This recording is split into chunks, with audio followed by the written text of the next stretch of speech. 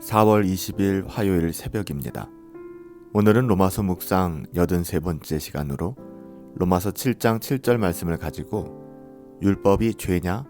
그럴 수 없느니라 라는 제목으로 하나님의 말씀을 함께 상고하도록 하겠습니다.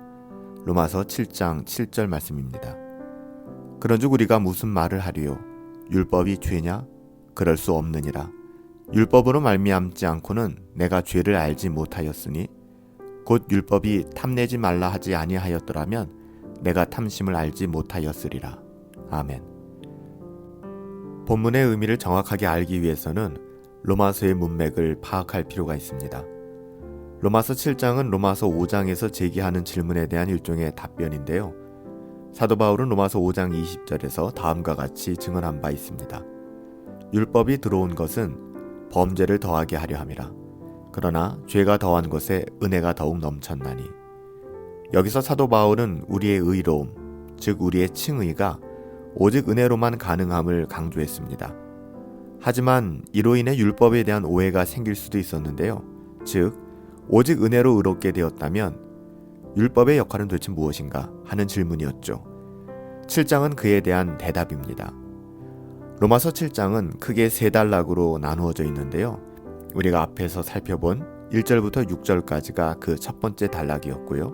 이 단락의 핵심은 예수님을 믿는 사람들에게는 율법이 더 이상 구원의 수단으로 작용하지 않는다는 것이었습니다. 이제 예수님 안에 있는 거룩한 하나님의 자녀들, 신자들은 율법의 어떠함이 아니라 믿음으로 구원 얻는 것이지 율법으로 구원 얻는 것이 아니다. 그렇다면 다시 다음과 같은 질문이 제기될 수 있겠죠.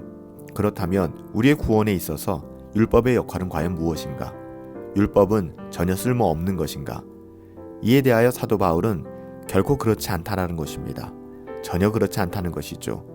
바로 그것이 오늘 7절의 의미입니다. 율법이 죄냐? 율법이 필요 없는 것이냐? 결코 그럴 수 없다는 것입니다. 그렇다면 율법의 역할은 무엇일까요?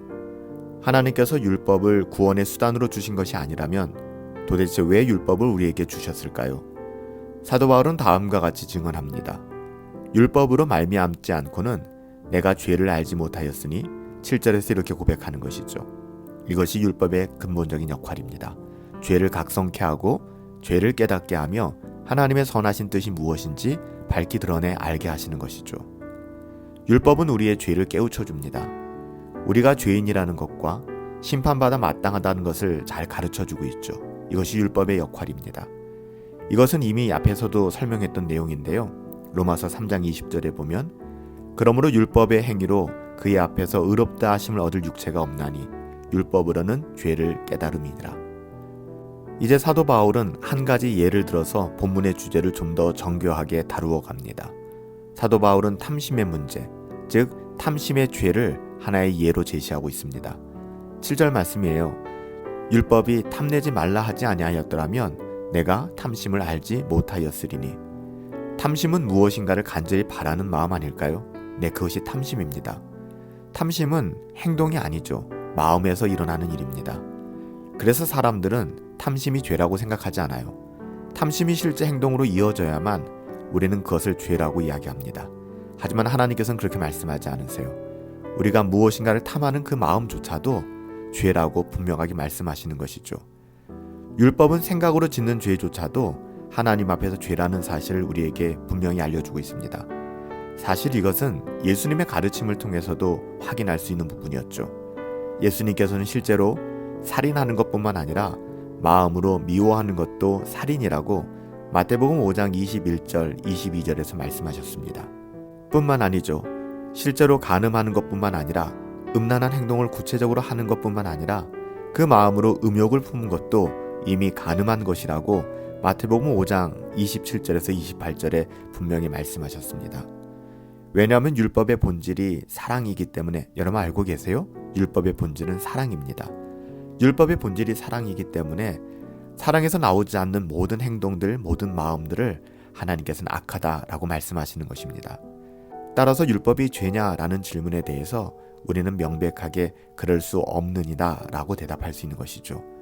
우리는 율법의 렌즈를 통해서만 우리의 영혼이 누더기 같다는 것을 볼 수 있기 때문에 그래요. 우리는 우리 자신의 마음으로 또 우리 자신이 구체적으로 그것을 행동하지 않았다고 해서 안전하다고 생각하는 경향들이 있습니다. 그렇지만 하나님의 말씀은 우리의 생각까지도, 우리의 마음가짐까지도 하나님이 원하는 뜻대로 그 방향대로 가지 않을 때 이것을 죄라고 이야기합니다. 사실 우리가 행위로 저지르는 모든 죄악들의 그 시작점은 우리의 마음에 있는 것 아닐까요? 율법은 우리의 마음의 죄까지도 드러내어 정죄하며 또 우리의 마음의 죄까지도 이것이 분명한 죄다라고 규정짓고 있습니다. 그런데 우리는 그렇지 않다라고 생각하는 것이죠. 이것은 마음의 문제니까. 그렇기 때문에 율법은 결코 악한 것이 아닙니다.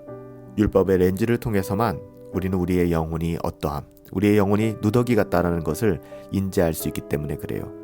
그래서 존 버년이 쓴 철로 역정에 보면 크리스찬이 율법을 읽고 하나님의 말씀을 계속해서 상고할수록 그의 짊어졌던 죄짐이 더 무거워지고 그가 극명한 죄인이라는 사실이 드러나지 않았습니까? 이것을 깨닫게 되는 것이죠.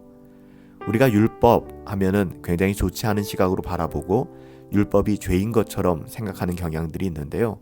율법은 선한 것입니다.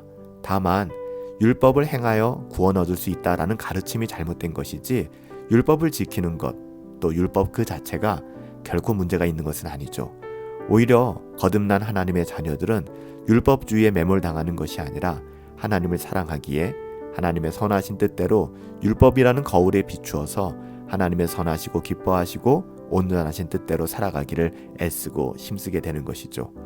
오늘 하루도 율법이 죄가 아닌 율법이 우리의 거울이 되어서 하나님을 기쁘시게 하는, 또 하나님께서 우리에게 원하시는 길을 인식할 수 있고 깨달을 수 있는 그런 통로로 사용되었으면 좋겠습니다. 오늘도 하나님의 말씀을 따라서, 또 우리 하나님께서 우리에게 말씀하신 그 분명한 뜻을 따라서 우리에게 허락하신 삶을 살아낼 수 있게 되기를 예수님의 이름으로 축복합니다. 살아계신 아버지 하나님, 저희가 얼마나 부족한 사람인지 알게 하여 주시니 감사합니다. 저희가 얼마나 끔찍한 죄인인지 깨닫게 하여 주시니 감사합니다. 하나님의 말씀을 묵상하고 상고할 때마다 우리의 누더기 같은 모습들과 우리의 허접한 모습들에 하나님 우리는 부끄럽기 짝이 없습니다. 오직 하나님의 은혜가 아니면 하나님 우리는 살아갈 수 없는 사람이라는 사실을 너무나도 잘 알고 있습니다. 그렇습니다. 오늘 이 새벽 이 아침에도 그래서 예수님을 의지합니다. 성령님의 능력을 의지합니다. 우리의 어떠함으로 살아가지 않게 하여 주시옵시고 하나님의 도우심으로, 하나님의 인도하심을 따라 우리에게 주어진 인생 잘 살아갈 수 있도록 하나님 우리의 영혼의 은혜를 베풀어 주시옵소서. 율법이 죄입니까? 결코 그럴 수 없습니다. 하나님께서 우리에게 허락하신 율법, 하나님의 말씀을 가지고 경건의 유익을 얻으며 하나님께서 기뻐하시는 하나님의 자녀다운 삶 살아낼 수 있기를 간절히 소원하옵고 예수님의 이름으로 기도하옵나이다. 아멘. 오늘 하루도 하나님의 말씀을 따라서 우리 자신을 하나님의 말씀에 비추어서 하나님의 말씀이 원하시는 대로, 뜻하시는 대로 우리의 인생을 살아낼 수 있게 되기를 예수님의 이름으로 축복합니다. 오늘 하루도 성령 충만하시고 행복합시다. 승리합시다.